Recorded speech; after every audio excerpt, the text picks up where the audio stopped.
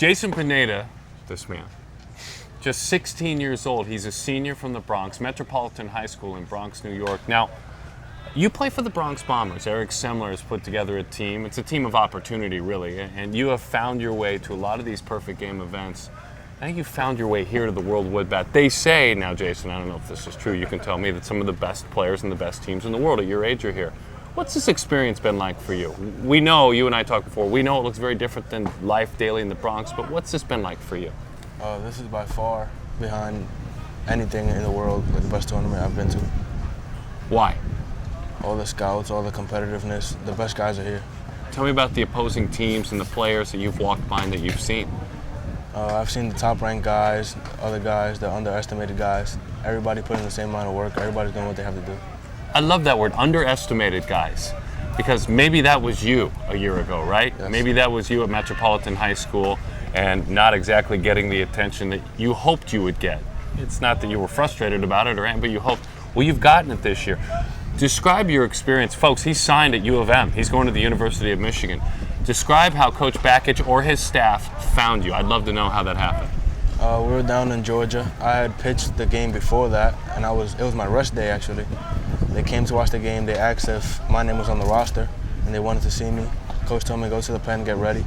I went in, went to third, and just did what I had to do. I worked out, had a great game.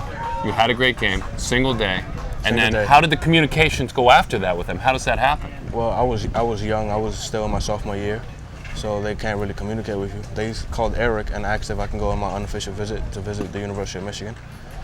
And I went. I loved it. It was the greatest thing ever. But there's some inspiration with your mom, Valencia. She's unable to work right now, but she's worked really hard, obviously, her whole life. Tell us about her job.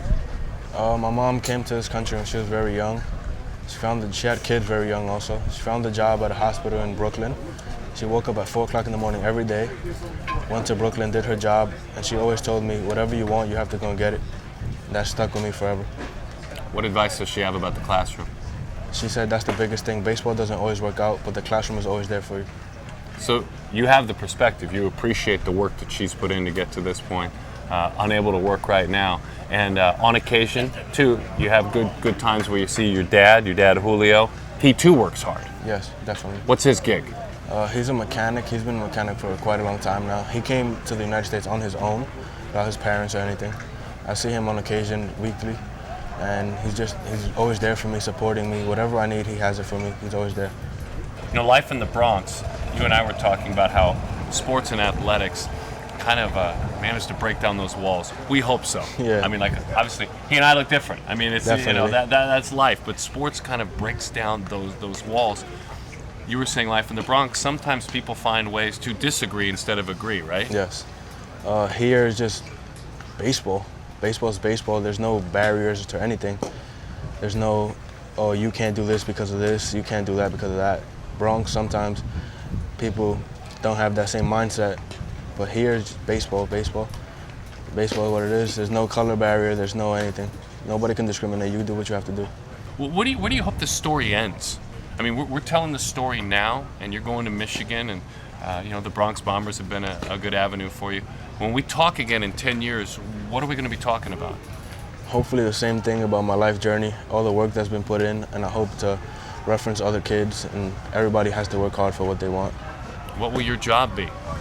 My job, hopefully I would be a baseball player, but good. I figured you'd say that. If that doesn't work out, I'd like to be an athletic trainer. Athletic trainer, so studying some medicine. Yes, sir. And working in the field. Your course load, what's your course load like in the classroom? I have STEM, which is science, technology, engineering, mathematics, chemistry, and a couple other AP classes. All right, very good stuff. So when I come to do some stuff in New York with the MLB, can I come see you? For sure.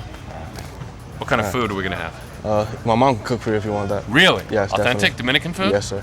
What's the best dish? Anything. Everything's good. I'm absolutely going. Thank you. Thank you. Appreciate it.